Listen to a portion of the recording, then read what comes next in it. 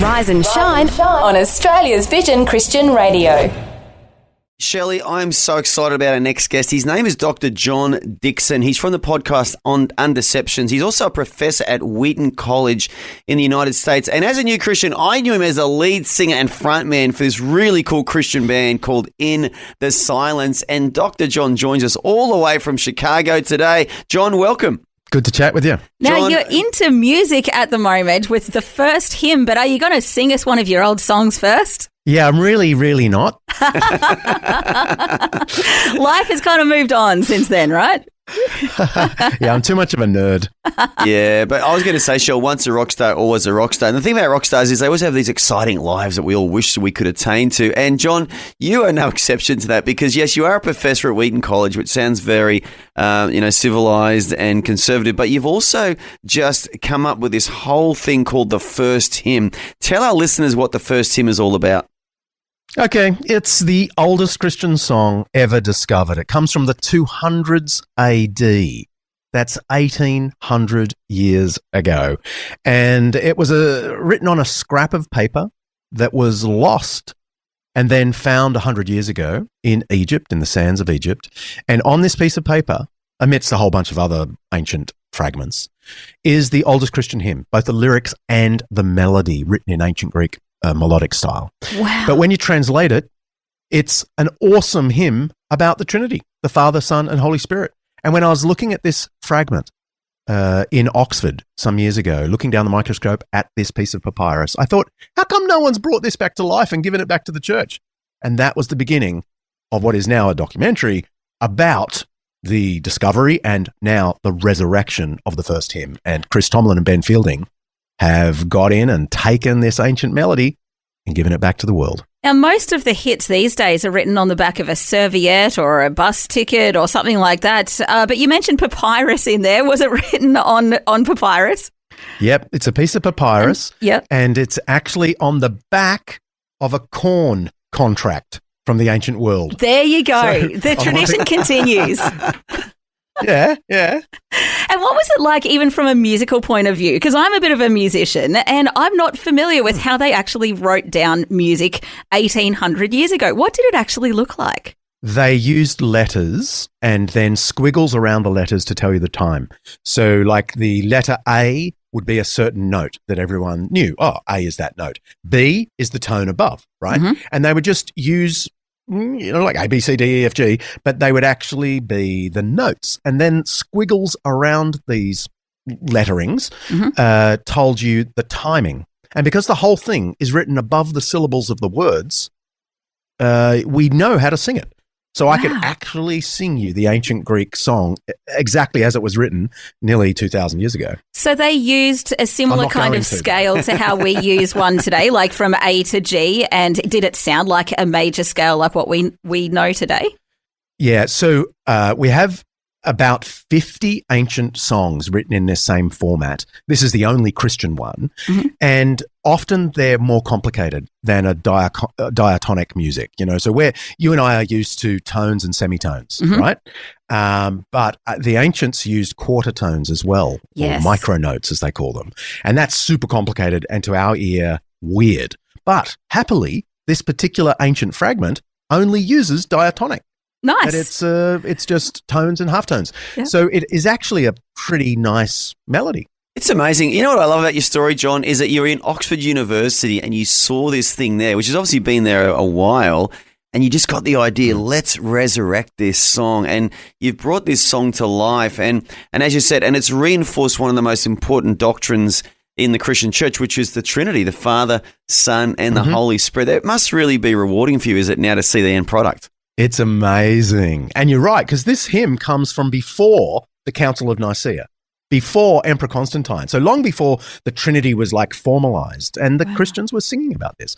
But to hear Chris Tomlin and Ben Fielding having taken these words, translated into English, obviously, and then come up with a beautiful melody to carry those words, I just cannot, every time I hear the song, I cannot help but think, what would the original composer of this song think?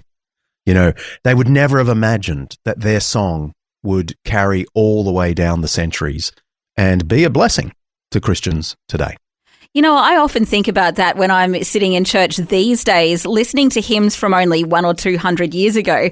And I just go, man, how cool would it be to, you know, for those composers to know that we're still singing their hymns today? And would they be a bit surprised by what we're doing with them musically these days? But how wonderful. I think it probably goes beyond their wildest dreams to think that we would still be singing them and doing the things that we do to them musically as well. But it blows your mind to think back 1,800 years.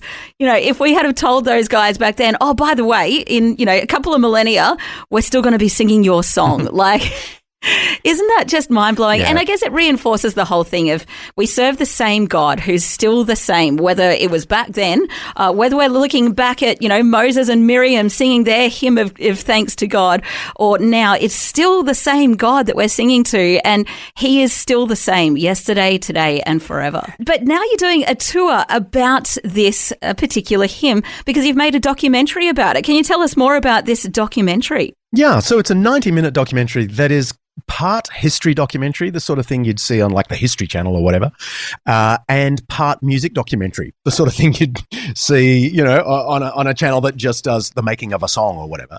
So we literally film in Oxford, where the manuscript now lives. We went to the ancient archaeological site of Oxyrhynchus in Egypt, where it was originally found and where, you know, we're laid to rest for centuries. And then we pivot and we go to Nashville and Sydney and Texas, where we film Chris and Ben first songwriting and trying to work out this puzzle. How do you take an ancient song and make it, you know, modern? And then we tracked them in the studio. We recorded in an amazing studio, Dark Horse Studios in Nashville, where Taylor Swift had recorded and tons of other people, Keith Urban. And then the live performance, the first live performance in front of a whole bunch of Texans, 10,000 Texans. Wow. And Chris and Ben got on the stage with a massive band and they played this song. And Chris's introduction was pretty moving because he said, look, people haven't sung this for 1,800 years and you're going to be the first to hear it again. And I got to tell you, in that moment, as I'm standing there side stage watching all this, I might have had a tear in my eye. Yeah, absolutely. I mean, it's kind of Goosebumps territory, isn't it? And like we were saying, it's the same God that we serve, you know, whether you're talking about, you know, that first hymn, although I got to say, you know, people were singing hymns of praise to God in the Bible as well. So it probably predates, or is there a difference between the songs that they were singing in the Bible and, you know, what you define as a hymn? Yeah, I mean, you're right that we have psalms. They were like hymns, right? But no sheet music came with it. Whereas this thing from 1,800 years ago has the melody. So it's the only example from the ancient world where we know not just the words, but the actual tune. Yeah. And we film the whole thing. And the cool thing in the movie is we don't just film the modern version with Chris and Ben. We get a choir to do the original Greek version, and it is absolutely haunting. Oh, wow. nice. You've thought of everything. You know what I'm thinking, John? I'm thinking whoever wrote this song, you know, 1,800 years ago are in heaven now. I don't know if God's allowing them right now to realise this is happening, but the thought that 1,800 years later, thousands of people are being impacted by this song all over again. I mean, there's got to be some smiles in heaven when they do finally find out that this was part of their work. And it just shows, doesn't it, John, that when you step out and just do what you feel in your heart, you just never know the impact, do you, and how long that impact's going to last for. Yeah, you're right.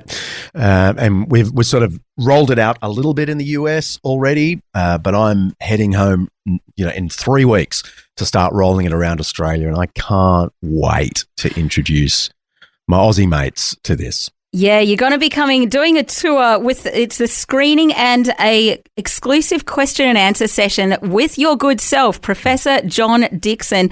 There's tickets available at thefirstHymnMovie.com.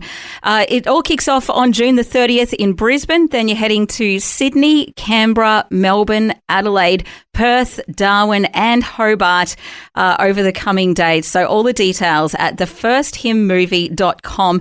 I think, John, you just wanted to come home and do a good tour around all the capital cities. Is that the story? Yeah, you're right. I miss Australia so much. So, come and see the sights and drink the coffee as well. Enjoy the coffee here in Australia. And it's like I said earlier, John, once a rock star, always a rock star, mate. You're going to be doing Australia, touring the whole nation. And I know that some of our Vision team will be at, I think, each one of those events as well. We're really looking forward to partnering with you. But can I just say, well done. This documentary just sounds amazing. It's just so incredible. I know it's going to encourage thousands, probably tens, maybe hundreds of thousands of people all around the world. I'm sure a lot of work, sweat, and maybe even tears went in behind the scenes, John. So well done. And thank you for joining us today. And we look forward to seeing you at one of these events around Australia and all the capital cities of Australia. And hopefully many of our Vision listeners will also join you there as well. Absolute pleasure. Thank you so much. Thanks for taking time to listen to this audio on demand from Vision Christian Media. To find out more about us, go to vision.org.au.